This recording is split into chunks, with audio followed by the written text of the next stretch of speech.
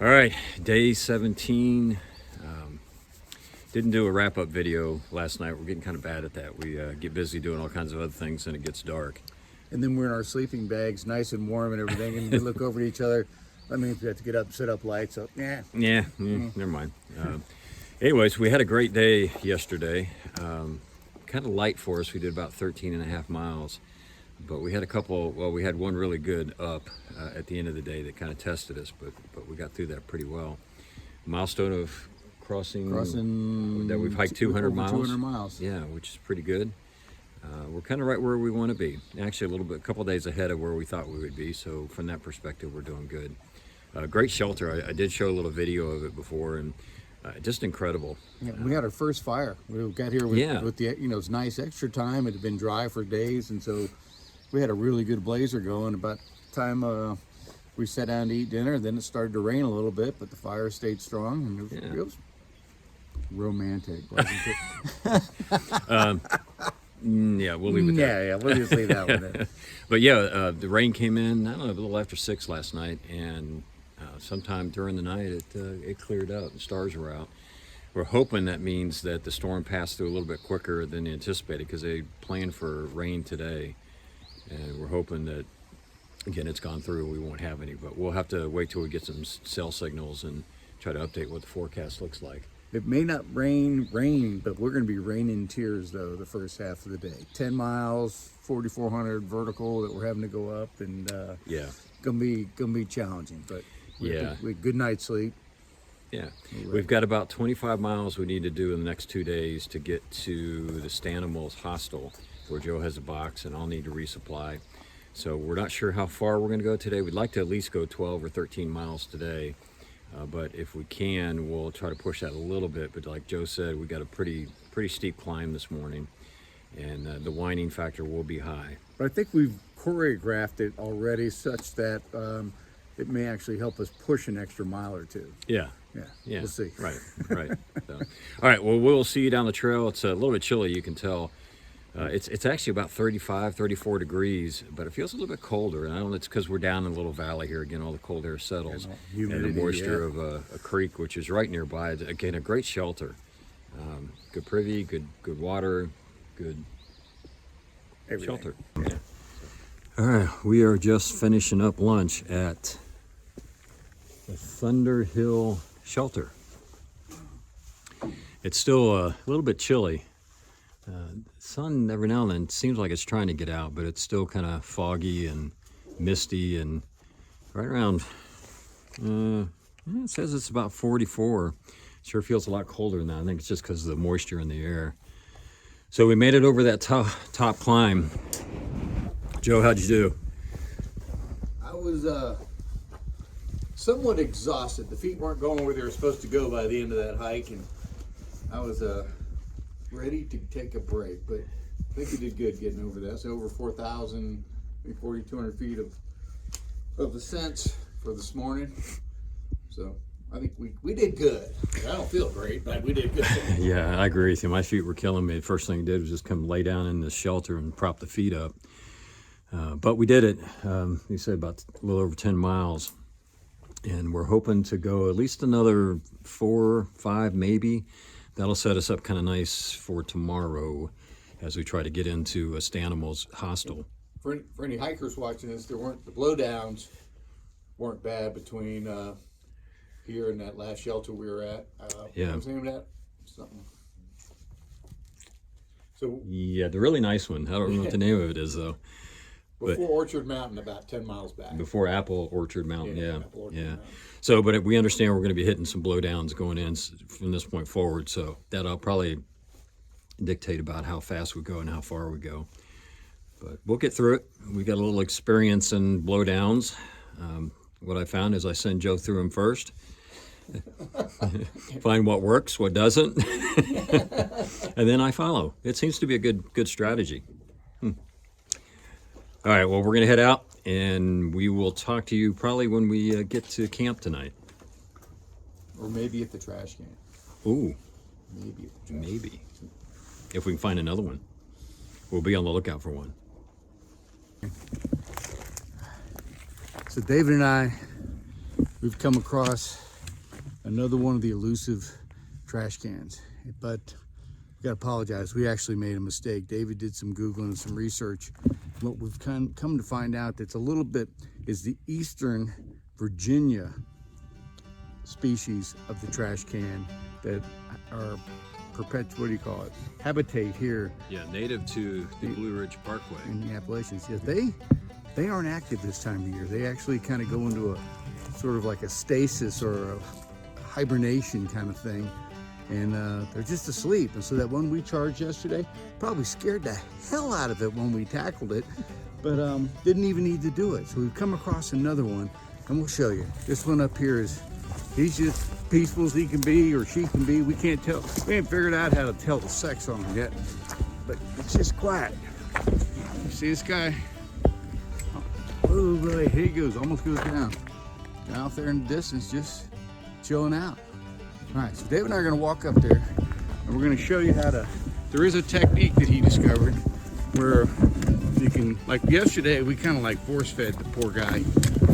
Today, the technique we learned off the internet is you just gotta kind of like tickle them under the nose, and you can get that mouth to open right up and put anything in there you need, and they're happy for it. And we're just thankful we didn't hurt that one yesterday. Yeah, that could have been ugly. Could have had the Rangers all over us. Yeah, you gotta treat these litter barrels properly. So we're getting up here. Let's be quiet. Be quiet though, don't wake it up too soon. So let's get a good look at them as we go in. Hopefully I got this right. Yeah.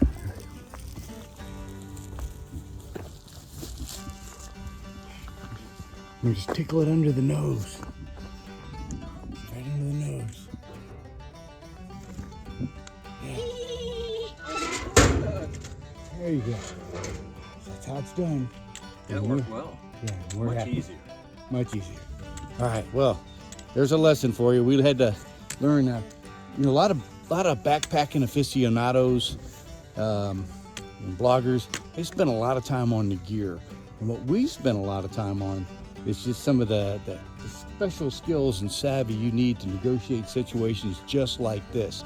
Now, while we didn't have it right yesterday, we knew the importance of at least having a strategy. So, and this is something you should prepare for at home. And what I would recommend is go like to your local park and find the breed of garbage can that are there and practice. First Google to see what's the best way to approach, but it could be a stealth method, it could be the charge method, it could be the tickle method. Just do that in your local park. You may get a few strange looks, you may get introduced to a local sheriff, but these are things you've got to sacrifice and be willing to do to be prepared to hike on the Appalachian Trail. that's right. If you want to have your A game, you got to learn these tricks. Yeah, and if the park's not available, just do your neighbor's garbage can when they put it out. Yeah. Yeah. It'll be the talk of the neighborhood. We'll see y'all later. Your neighbor's camp. Now it looks like we've come to what some of the worst of the blowdowns are here.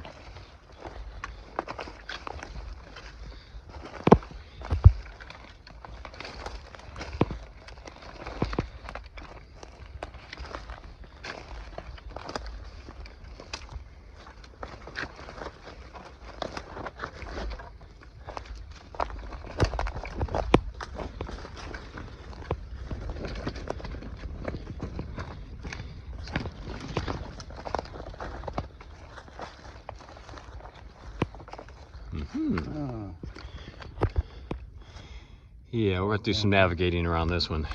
Maybe Looks we like can push through if you want. yeah, it might go low right there, all the way around. Well, I'm gonna stop this here so I can have some trucking poles to get me through some of this.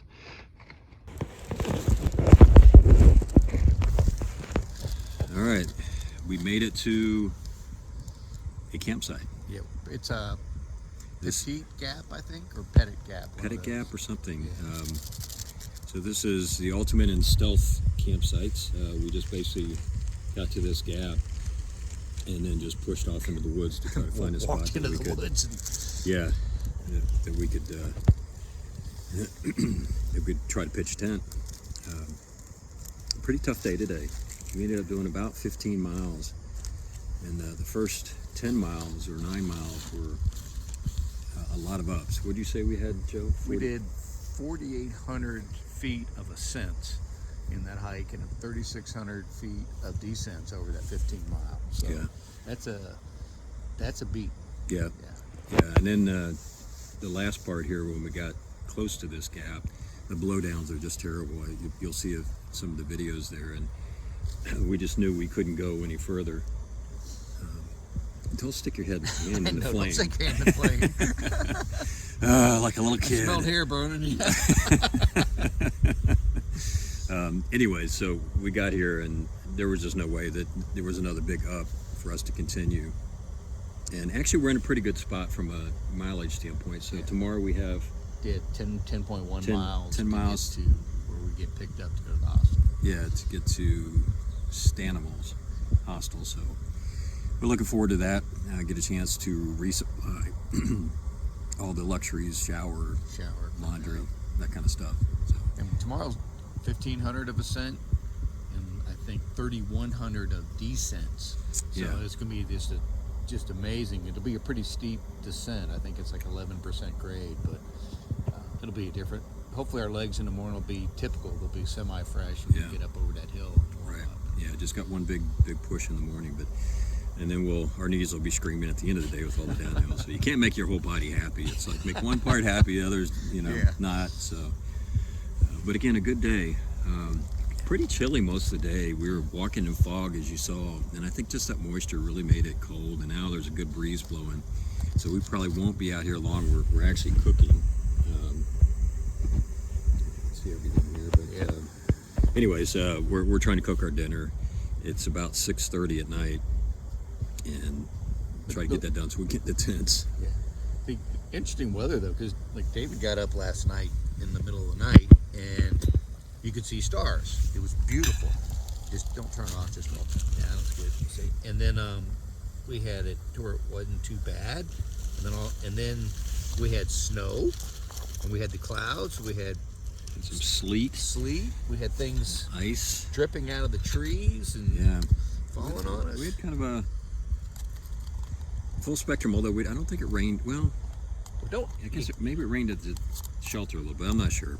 Yeah, last night it did for sure. Yeah, it's definitely last night, but today I'm not sure about that. So it's just an interesting day. Yeah, interesting day, and another one of those that was tough, but at the end of the day, it's like, we did it.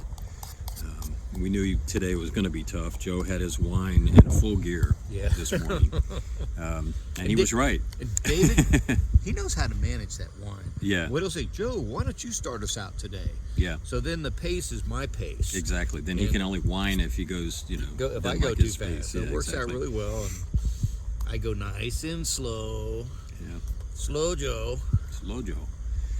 All right, well, we'll cut it here. We're gonna try to finish up our dinner, and like I said, try to get in the tents as quick as we can here, just because the temperature's dropping pretty quickly. And we will go at it again tomorrow, and we will talk to you then. Okay, see you on the trail.